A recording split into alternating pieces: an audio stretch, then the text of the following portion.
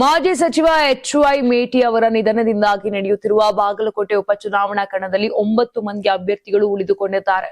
ಉಮೇದುವಾರಿಕೆ ಹಿಂಪಡೆಯಲು ಕೊನೆಯ ದಿನವಾದ ನಿನ್ನೆ 5 ಮಾತ್ರ ನಾಮಪತ್ರ ವಾಪಸ್ ಪಡೆದುಕೊಂಡಿದ್ದಾರೆ. ಉಪಸಮರಕ್ಕೆ ಒಟ್ಟು 16 ಮಂದಿಯಿಂದ 26 ನಾಮಪತ್ರಗಳು ಸಲ್ಲಿಕೆಯಾಗಿದ್ದವು. ಮಂಗಳವಾರ ನಡೆದ ನಾಮಪತ್ರ ಪರಿಶೀಲನೆಯಲ್ಲಿ 14 ಅಭ್ಯರ್ಥಿಗಳ ನಾಮಪತ್ರಗಳು ಕ್ರಮಬದ್ಧವಾಗಿದ್ದು, 2 ಅಭ್ಯರ್ಥಿಗಳ ನಾಮಪತ್ರಗಳು ತಿರಸ್ಕೃತಗೊಂಡಿದ್ದವು. ನಾಮಪತ್ರ ಹಿಂದಕ್ಕೆ ಪಡೆಯುವ ಕೊನೆಯ ದಿನದಂದು ತಮ್ಮ ವಿರುದ್ಧ ಬಂಡಾಯ ಎದ್ದವರ ಮನವೊಲಿಸಿ ಉಮೇದುವಾರಿಕೆ ಹಿಂಪಡೆಯುವಲ್ಲಿ ಕಾಂಗ್ರೆಸ್ ಮುಖಂಡರು ಯಶಸ್ವಿಯಾಗಿದ್ದಾರೆ. ನೀವು ಸಣ್ಣ ಆಗ್ಬೇಕಲ್ವಾ? ಅದು ಒಂದು ಉತ್ತಮ ಆಹಾರದಿಂದ ಸಣ್ಣ ಆಗ್ಬೇಕಲ್ವಾ? ಪ್ರತಿದಿನ ನಮ್ಮ ಜೀನಿ ಸ್ಲಿಮ್ ನ ಯೂಸ್ ಮಾಡಿ ಯಾವುದೇ ಸೈಡ್ ಎಫೆಕ್ಟ್ ಇಲ್ದಂಗೆ ನೀವು ಸಣ್ಣ ಆಗ್ತೀರಾ. ಇನ್ನು ಕಾಂಗ್ರೆಸ್ ಬಂಡಾಯ ಪಕ್ಷೇತರ ಅಭ್ಯರ್ಥಿಗಳಾಗಿ ಕಣಕ್ಕಿಳಿದಿದ್ದ ಗೋವಿಂದ ಬಳ್ಳಾರಿ, ಅಬ್ದುಲ್ ರಜಾಕ್ ಬಾಳಿಕಾಯಿ, ಅಯೂಬ್ ಖಾನ್ ಬಾಗೇವಾಡಿ, ಪ್ರಶಾಂತ ಶರಣಪ್ಪ ರಾವ್ ಹಾಗೂ ವೆಂಕಪ್ಪ ಕಮತಗಿ ಎಂಬುವರು ನಾಮಪತ್ರ ಹಿಂದಕ್ಕೆ ಪಡೆದು ಕಾಂಗ್ರೆಸ್ ಪಕ್ಷದ ಪರ ಪ್ರಚಾರ ಮಾಡುವುದಾಗಿ ಘೋಷಿಸಿದ್ರು.